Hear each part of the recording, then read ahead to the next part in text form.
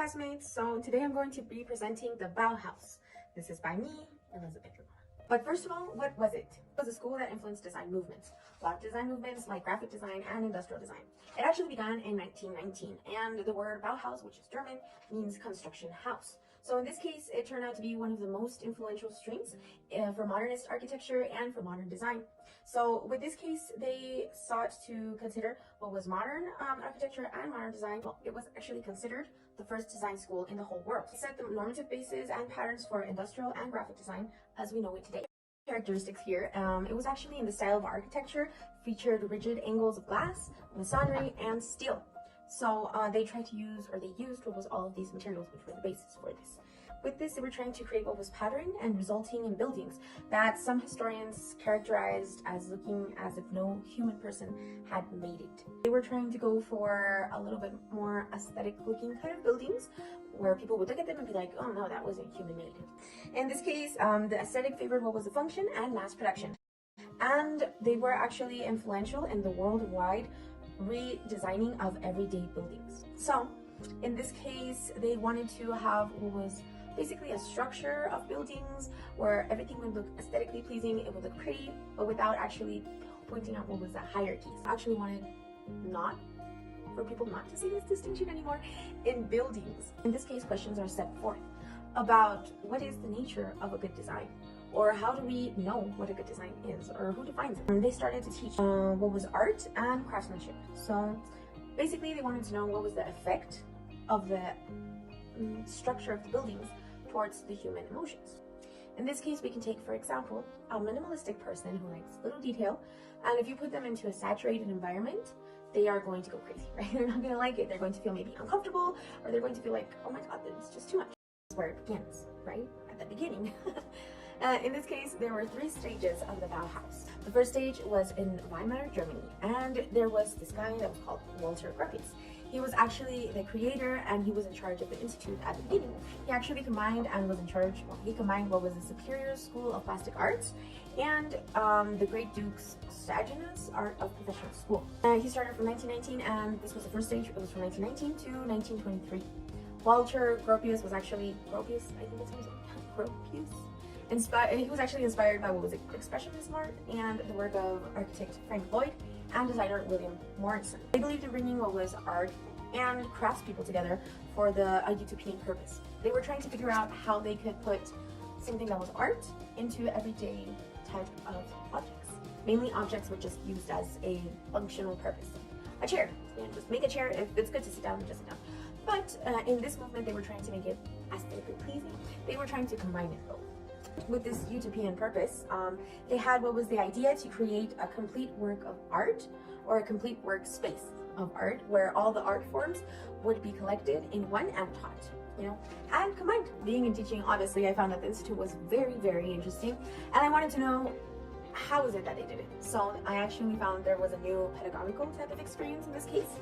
And it says for them, it was actually necessary to recover what were methods of craftsmanship and elaboration from back in the day to elevate what was the quality of the industrial product and the craft potential. They would actually have to make some type of workshops or some type of classes to retake on traditional type of medieval craftsmanship. And after these courses, which was actually very interesting, that student, after he had these, he would be able to choose whether he wanted to go more through the artist kind of stream or the craftsmanship kind of stream. Here, the fundamental basis of the education in what was the Bauhaus Institute was actually the preparation courses.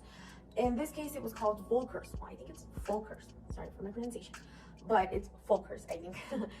And this, what it means, it was the way that they taught the students the fundamental characteristics of things, that they were made from material, the composition that they had, and the colors, the core of what was the artistic way and the polytechnical way.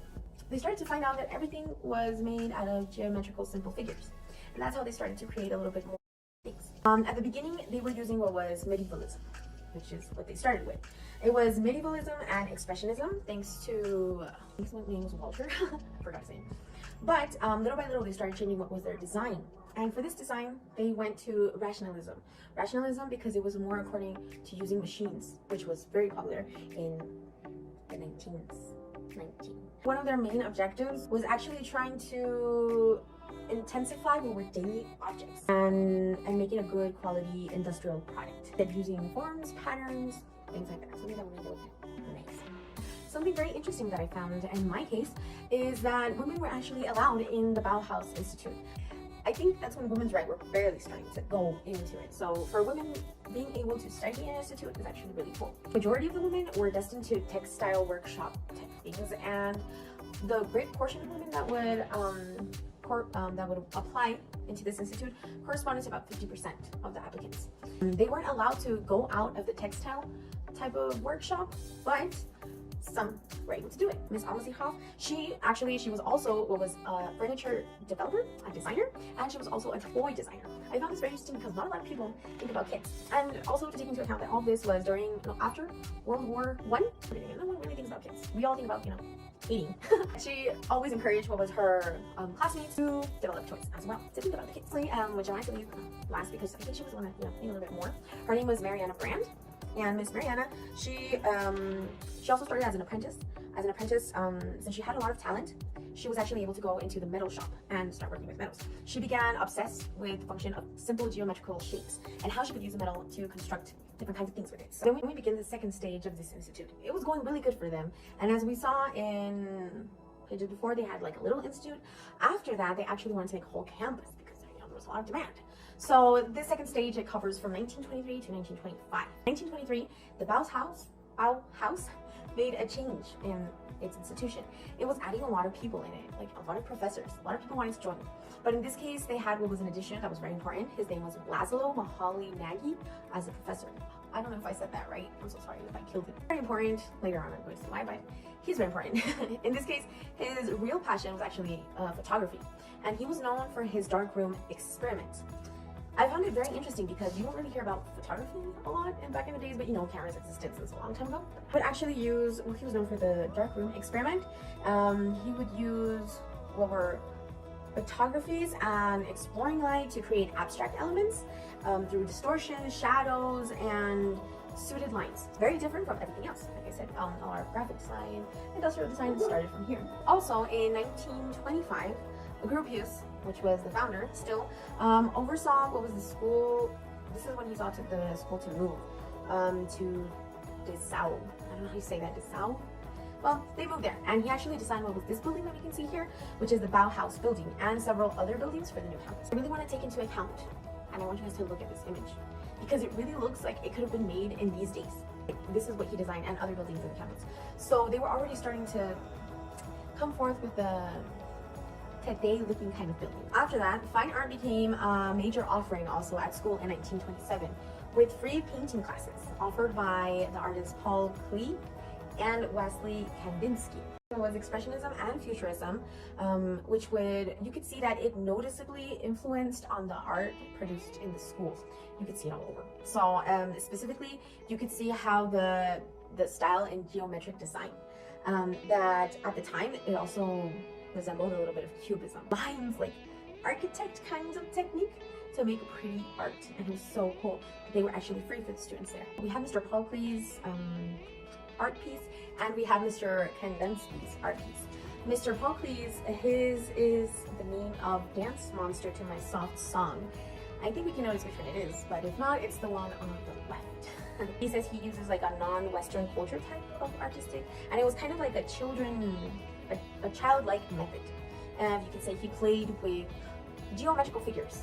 He would just use a lot of these simple type of forms and blue lines and eyes and all that, which was very pretty. And he was approaching also an abstract kind of art. Kandinsky, I thought it was so fascinating because yes, you can see a little bit of cubism in it, but it's not completely cubism, like not the one that we know. It's more like, I don't know, I'd like to call it like architecture art. It was figures, lines, colors, and it was very, very pretty and very exact. And we can kind of see a resemble between these two in just the lines, And like we said, one of the institution's main objectives was to dignify the daily used objects and grant them quality of the industrial product. They were using simple geometric forms to allow the socialization of these kinds of objects. This is where you put G. And if you can notice it, you can see that obviously it has half circles, but they're like really perfect half circles in the first one. At the bottom are just perfect lines and in perfect angle. You can see that they were trying to look for the perfection, like the satisfying, as we can say today. I really like this teapot. I think it's really, really, really pleasing to see it. Like if you grab, I feel like if you grab the handle and you move it, it would be just like perfect. Okay, so now we're going to go into the third stage. So like I said, all this happened after World War I. I think it was like in the beginnings of World War II, or in the middle of it, I'm not sure, I think it was. But, well, in this case, the third stage, it was covered from 1925 to 1933. Sadly, in this year, 1933, it was the closure for the whole school. During this time, Gropius had left as a principal and the director of that institution, and he left the jobs to the guy named Midas van der Rohe. I'm sorry if I butchered these names, it's so horrible. He was actually a Swiss architect who took over and had various disputes with the communist students and the anti-communist faculty members. He was actually considered one of the best architects in his time. He went to go being on a director. In this time, they actually moved from Dessau to Berlin because they were having problems with the Nazis. They left their whole campus and they went into this factory in Berlin. You know, what else are you gonna do? I wanted to say a little bit more about what was Mies van der Rohe. He was struggling to survive a lot in Germany because he didn't really fall into the thinking of that time. People had this thinking, the white supremacy and all that, you know. He didn't really think it. So he wanted to avoid a lot of type of fights, well, and disputes in this case, but he couldn't because the National Socialist Party was always behind him. And his solution to the Nazi intervention, like I said, was to move the whole school, to move them into this empty telephone factory. But actually, the National Sovietics continued to harass him and the school after they moved. So, yeah. The faculty actually refused to work with the Nazis at the time, and they, rather than cooperate with them, they rather just close the school. 1933. Van der Rohe, Gropius, and many other faculty members actually had to flee the country to the United States. And there, they were able to continue what was this kind of profound thinking, and they actually ended up influencing a lot of the 20th century designing. Even though they were harassed and at the end it disappeared, they still influenced everyone. And that's it. Thank you for watching, guys. I will be waiting for the questions. I hope they're very easy questions. And thank you again for watching and hearing me. And that's it.